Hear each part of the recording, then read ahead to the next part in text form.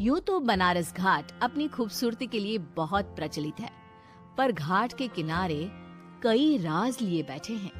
ये कहानी शुरू होती है बनारस के घाट के पास बने ममता निवास से, जहाँ प्रिया लाल जोड़े में ममता के घर उसकी बहू बनकर आती है। आओ आओ बहू, घर को अपने पैरों से पवित्र करो। ममता घर की दहलीज पार कर ही रही होती है कि अचानक एक बहुत गंदी सी बास पूरे घर में फैल जाती है।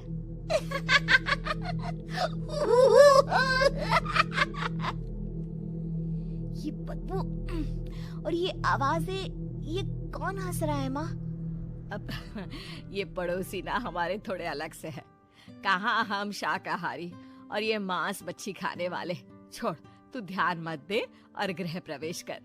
और हाँ बहू, अपनी सास की एक बात हमेशा याद रखना, इन पड़ोसियों से तो कभी बात नहीं करेगी। अच्छे लोग नहीं है ये। अपनी सास की ये बात मानेगी ना बेटा? हाँ माँ, जो आपकी मर्जी, मैं उनसे बात नहीं करूंगी। अगले दिन प्रिया अपनी पहली रसोई बनाने रसोई घर में जाती है। ये छोटी बात तो नाक में जा रही है। एक काम करती हूँ, खिड़की खोल देती हूँ। प्रिया खिड़की खोलने जाती है। इतने जाले, लगता है इस खिड़की को कभी खोला ही नहीं गया। पर ऐसा क्यों? ओह, नॉन वेज की स्मेल आती होगी ना। 2 मिनट के लिए खोल लेती हूँ, फिर बंद कर दूंगी। प्रिया खिड़की खोलती है। खिड़की खोलते ही उसकी नजर सामने वाले घर की खिड़की पर पड़ती है, जहाँ एक लड़की खड़ी होती है।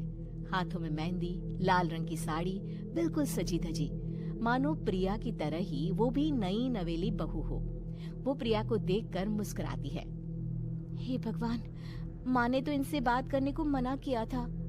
प्रिया फौरन ही खिड़की बंद कर देती है और तवे पर चढ़े रोटी की ओर देखने लगती है, पर वहाँ रोटी न होकर मछली पड़ी होती है। ये क्या? पहली ही रसोई में इतनी बड़ी गलती। हे भगवान, अब मैं क्या करूं? प्रिया बहुत डर जाती है और फौरन रसोई की सफाई करने और फिर सभी के लिए खाना बनाने लग जाती है। जब वो सबको खाना परोसती है, सब तो ठीक है, मैं बेकार में चिंता कर रही थी। हे भगवान, ऐसे ही बस अपनी कृपा बनाए रखना। रात के वक्त जब सब सो रहे होते हैं, तब प्रिया को पायल की आवाज सुनाई देती है, जिससे उसकी आंख खुल जाती है। ये पायल की आवाज कहाँ से आ रही है?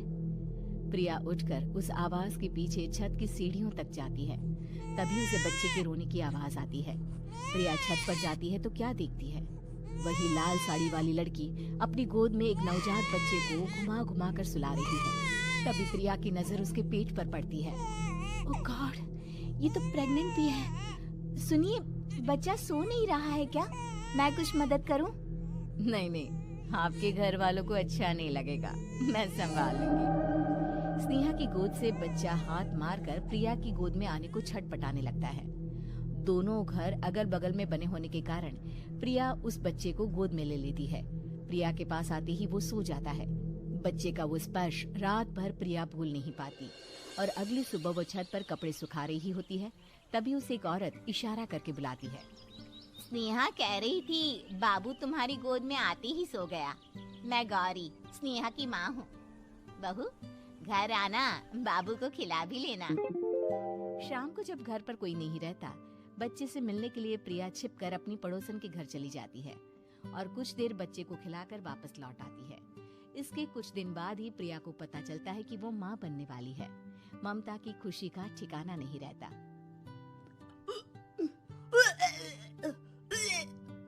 माँ जी, पता नहीं क्यों उल्टी आ रही है। प्रिया भागती हुई वॉशरूम में जाती है तो हरे और लाल रंग की उल्टी करती है। उस उल्टी में से कीड़े निकलते हैं। ये क्या? खून और ये कीड़े! माँ! माँ! प्रिया की आवाज सुनकर ममता दौड़ कर आती है, पर बेसिन में कुछ नहीं होता। प्रिया हक्की बक्की रह जाती है। ये सब क्या हो रहा है? प्रिया घबरा जाती है और अपने कमरे में जाकर सो जाती है। डर के कारण वो इतनी थक जाती है कि उसकी आंख लग जाती है। तब उसे ऐसा लगता है उसके पेट पर मानो कोई बैठा हुआ हो। कौन हो? प्रिया के पेट पर एक 5 महीने की बच्ची बैठी हुई थी, जो बुरी तरह जली हुई थी। माँ, तुम ही मुझे लाई ना अपने पेट में? मैं तुम्हारी माँ नहीं हूँ। कौन हो तुम? माँ, देखो मैं जल गई बुरी तरह से।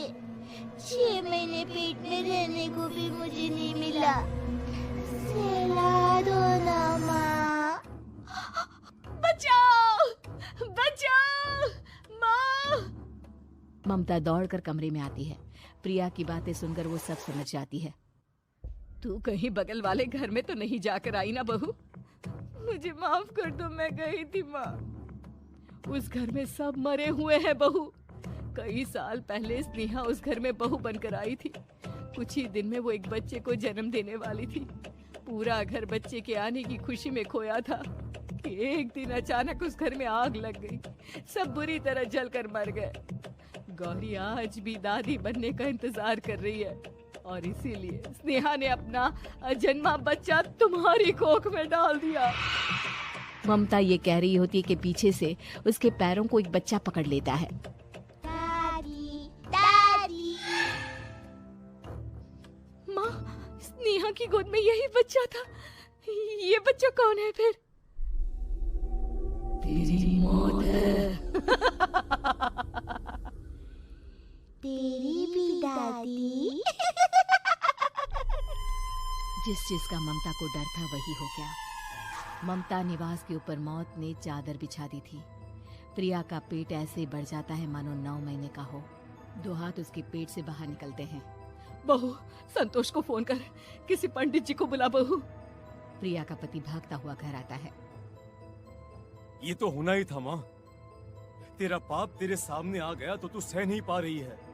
स्नेहा घर में आग लगी नहीं थी, माँ ने लगाई थी, प्रॉपर्टी की लालच में। और वो बच्चा मेरी पहली पत्नी का बच्चा है, मेरा बेटा, जो कि उस आग की चपेट का शिकार हो गया था।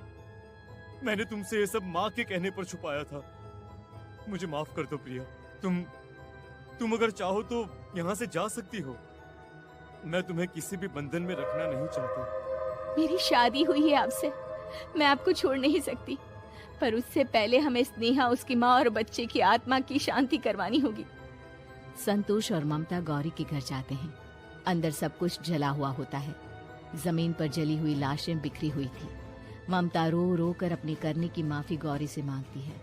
प्रिया स्नेहा के घर वालों का अंतिम संस्कार करवा देती है और ममता निवास फिर से आत्माओं के साए से